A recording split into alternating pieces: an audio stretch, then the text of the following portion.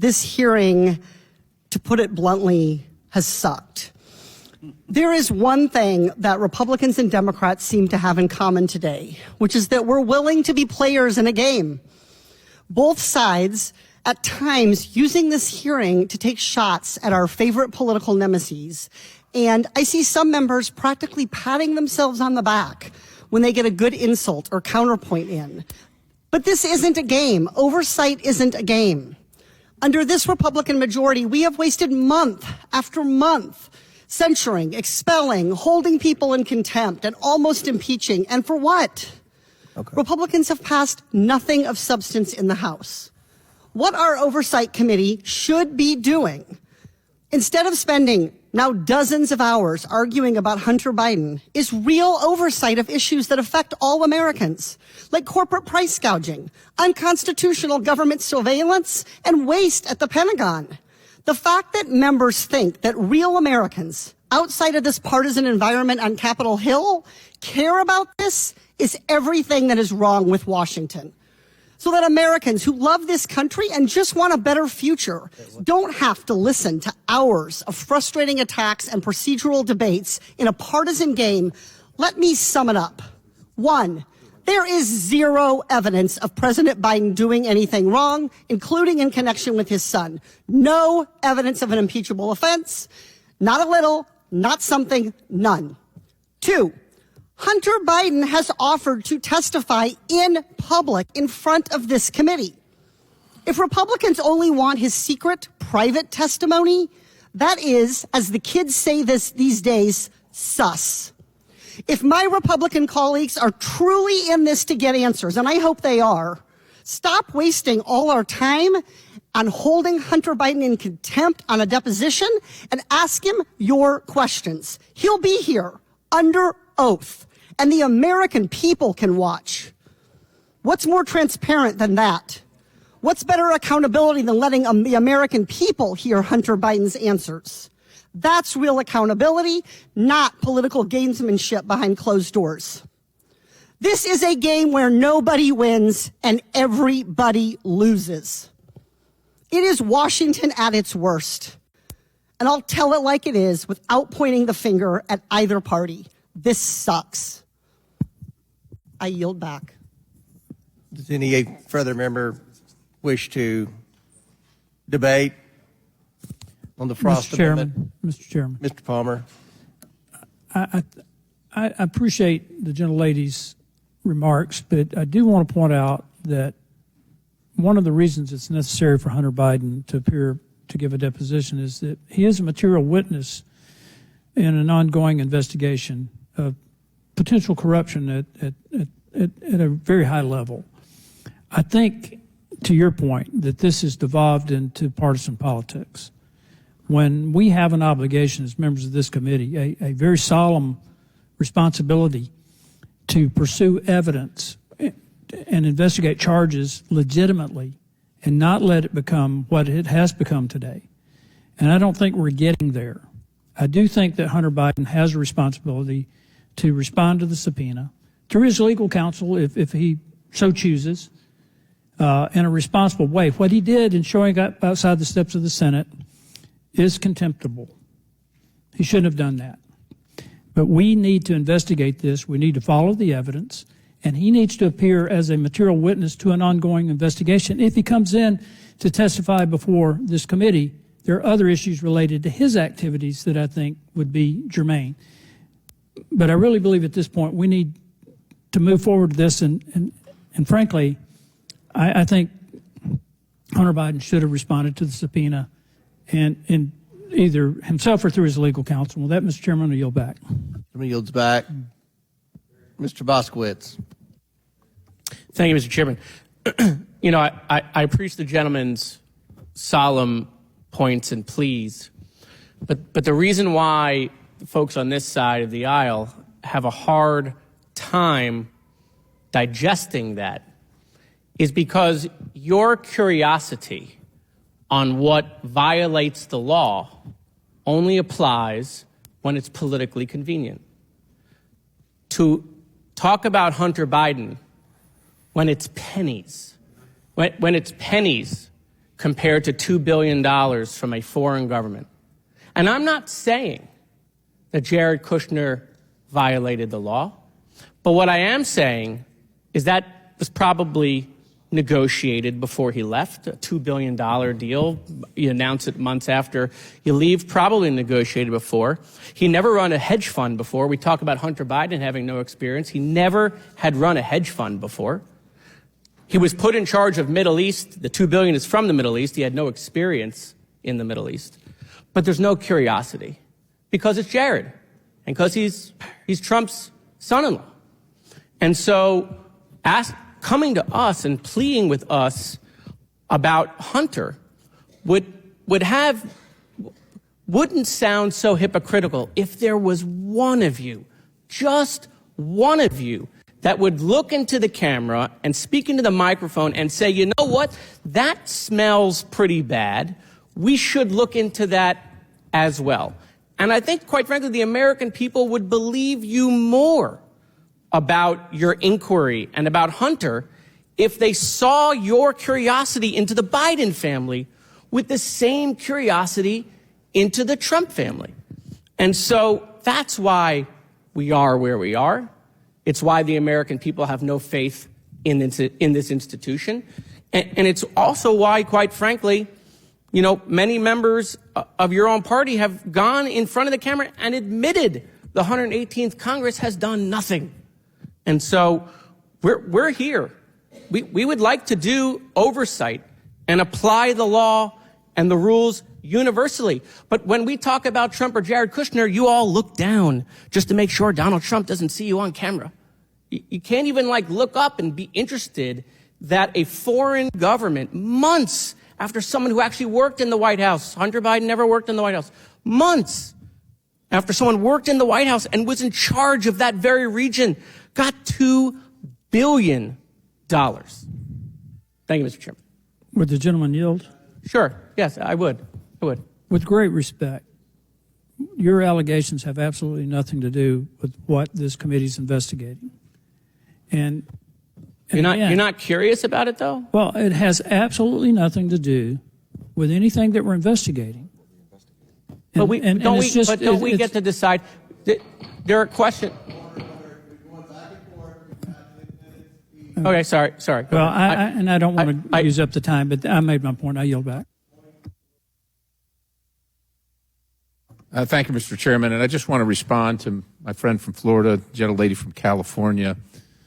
I think this, unfortunately, does devolve into a partisan exercise. And I just listened with interest at what you say I'm not going to use galls folks on the other side of the aisle and bothers you. And I respect that. So I want to let you know what galls or what troubles us on this side of the aisle based on all the claims that you have made, because many of us, I was one of them, sat in a skiff week after week, day after day. For an impeachment, one of the members of this committee, now, as a staff member then, a staff attorney then, knew there were lies being told to compel the impeachment, to back up the impeachment, to reinforce the impeachment. Lies. Abject, straight-up lies. Not to mention the fact that for years, the other side of the aisle pursued the then duly elected president of the United States based on pure hyperbole about some Russian hoax that has now turned into, it's the same old story from the 1930s in Germany and the 1940s. If you tell a lie enough times, it becomes the truth. We sat and watched you dismantle the country and the presidency and any agenda that the American people have voted for based on that. And to date, to this minute, to this moment, I don't think one of you have ever, to use your phraseology, the kind gentleman from Florida, stood in front of a camera and said, that was pretty bad. Holy smokes, I can't believe we did that. And now, with the benefit of hindsight, we look back, and I look back and I say, how could we have ever done that? How did we ever mislead the American people? How could we have lied? How can we make up for that? How can we recover the lost time? How can we recover the lost reputations? No interest whatsoever. None whatsoever. And again, this isn't about looking back at the past. This markup, this is a markup, this is not a hearing. This markup is strictly and specifically about the actions chosen by Hunter Biden. And I said again, and I'll say it, I said before and I'll say it again, I don't think this committee has any interest in prosecuting or pursuing Hunter Biden. He did this to himself. He made this choice. We all make decisions, and there are consequences to the decisions. He did that. Our duty is to say, is this a breach in the law? Is it a breach? Yes or no? Clearly, he can come to Congress. He sat in this very room today. He was on the grounds the day that he was supposed to appear. So clearly he can come. He's chosen not to. If we're going to let everybody, look, Secretary Clinton got away with it, right? She was allowed to be deposed, not under oath, in her deposition on a Saturday, no holiday weekend. She got to do that. That galls the rest of America, who says when the FBI or the local magistrate or some law enforcement agency comes knocking on my door and says, you're going to appear, you've been served. Well, see here, I think I'll set the terms of how and where I'll appear. I'll just do that. Me, citizen X. You know who gets to do that? Apparently Hunter Biden, who thinks he's above the law, who thinks he's special, who he and with the rest of his family, and with all due respect, this administration shows contempt for the law, contempt for the American people, contempt for the Constitution, and contempt for the citizens of this country. Contempt. And that's what this markup is about. And if you want to know what galls us is, you're not interested, you're not the least curious about all of that. With that, Mr. Speaker, I yield the balance. Mr. Chairman, may I respond, since my friend from Pennsylvania directly addressed me, and I'm happy to have this conversation to compare the 2019 impeachment investigation. Why are you leaving, Mr. Perry? I'm happy to have the conversation, because what you saw in that investigation was 17 fact witnesses who came in and testified under oath, and then 12 of them appeared in a public hearing.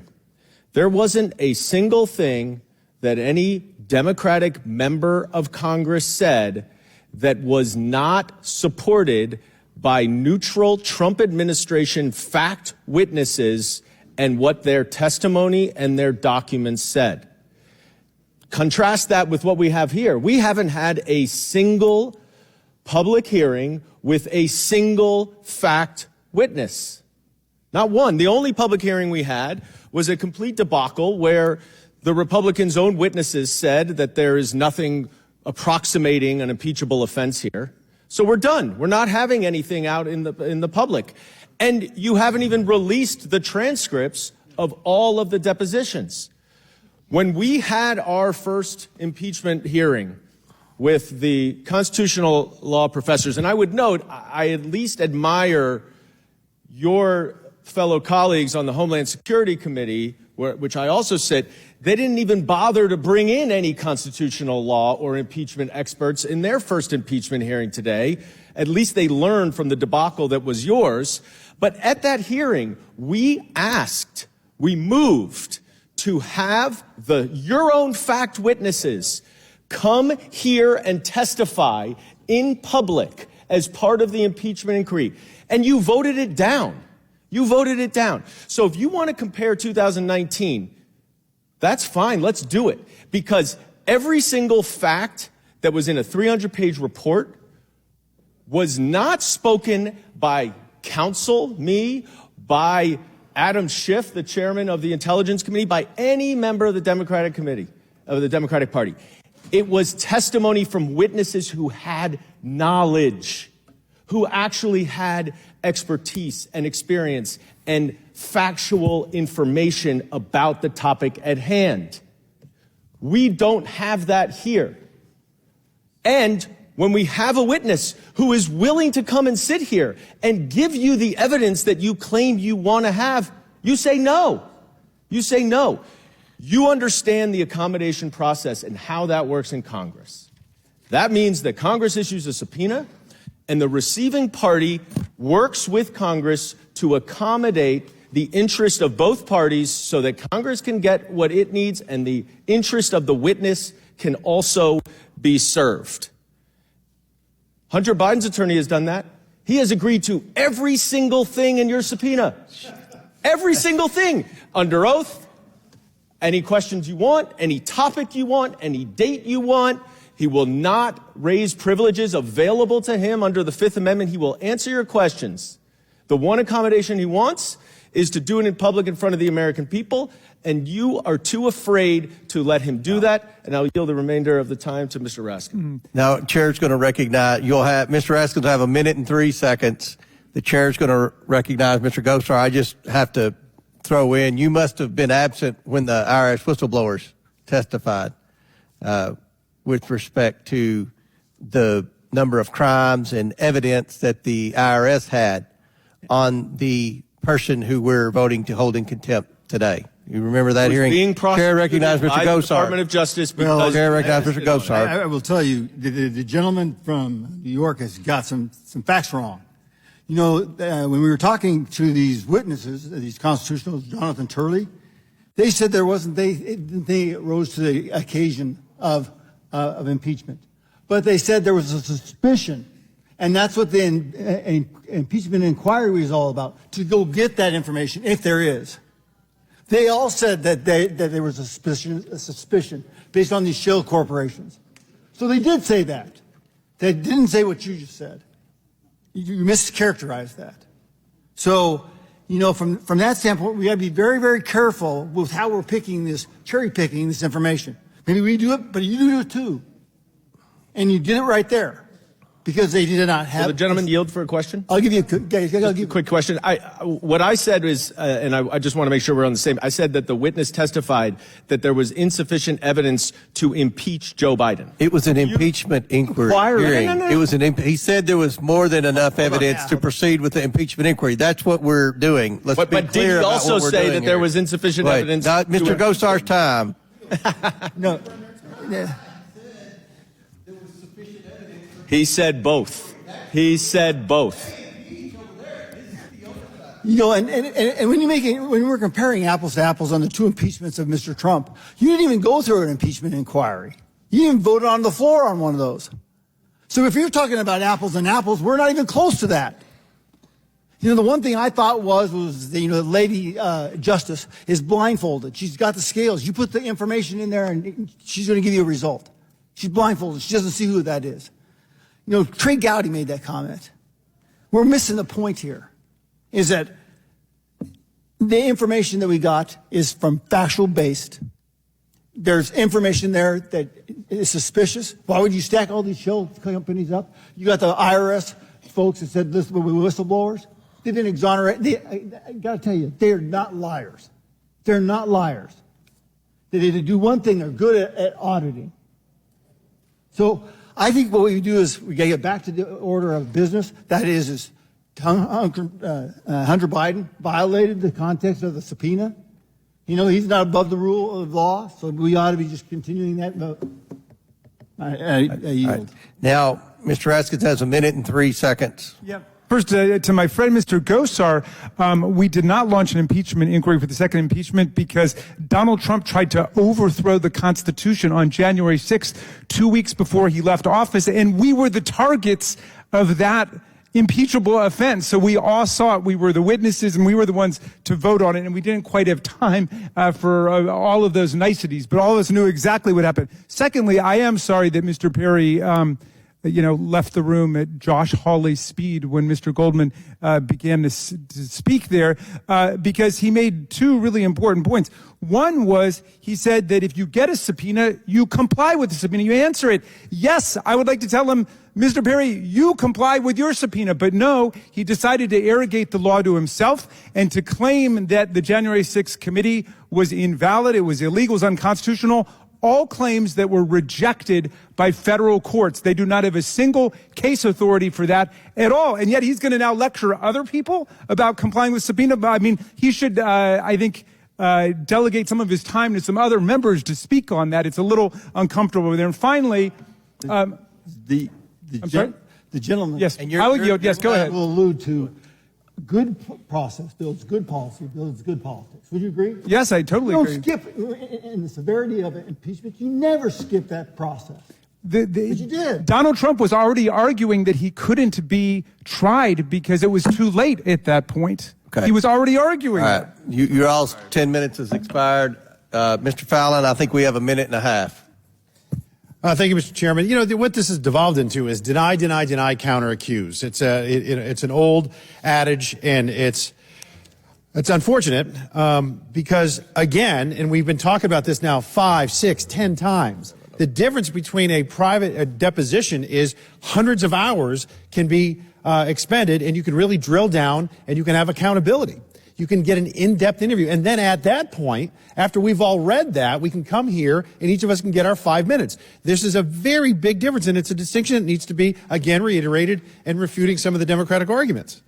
And then I read this actual amendment, and I see this footnote number 17, this amendment where the author says, Chairman Comer has also dishonestly and repeatedly suggested that the then Vice President Biden had the prosecutor of Ukraine fired as a part of a bribery scheme.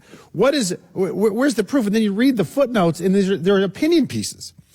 The fact is that according to the FBI, the informant, the human source, was very reliable. They paid him over $100,000, and they've been working with him for almost 10 years. Did Victor Shokin, the prosecutor, get fired? Yes. Who was advocating for that? Joe Biden was advocating for that. Mykola Zlochevsky, the corrupt oligarch who was the CEO of Burisma, paid his son millions of dollars. And Victor Shokin, the prosecutor, had seized land, a few homes, and a Rolls Royce from Zlochevsky. So he was apparently doing his job. And even when he was fired, the president of Ukraine, on the call to Joe Biden, said, we thought he was doing a good job, but you wanted him fired, so he's gone. Biden bragged about that. These are all facts. So I'm going to vote against the amendment because the amendment is factually incorrect. And I yield back. Time has expired for both sides. The question is on the Frost Amendment. All those in favor of the Frost Amendment signify by saying aye. Aye. All those opposed signify by saying no. No. In the opinion of the chair, the noes have it, and the amendment is not agreed to. Recorded vote, please. A recorded vote is ordered as previously announced. Further proceedings on the question will be